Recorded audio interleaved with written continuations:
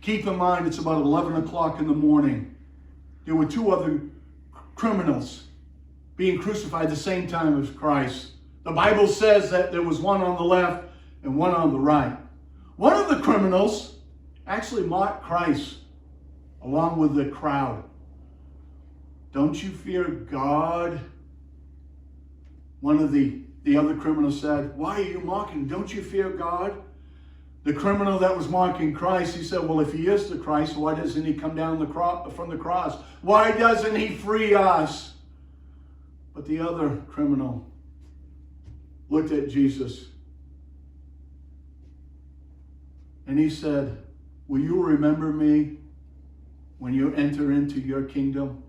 Jesus looked at the criminal and he said, truly I say to you, you will be with me today in paradise. Ladies and gentlemen, at that moment, there is Mary, the mother of Jesus, Mary Magdalene. There is John, the beloved one.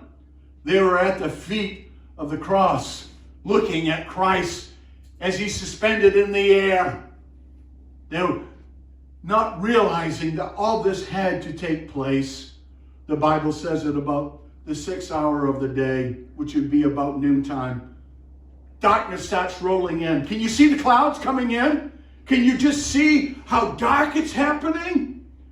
You see, you got to understand at this very moment, during this time, it's called the 6th hour. A lot of scholars believe that that's when God the Father could not look upon his Son.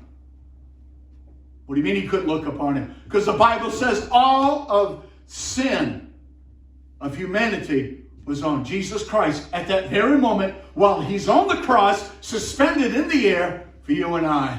So God the Father could not look upon him. You know, to understand, there is Jesus. Matter of fact, they say in crucifixion, when you, while you're spread open like this, you're trying to breathe. You're actually being suffocated because you no longer have the ability to really get a good breath of fresh air.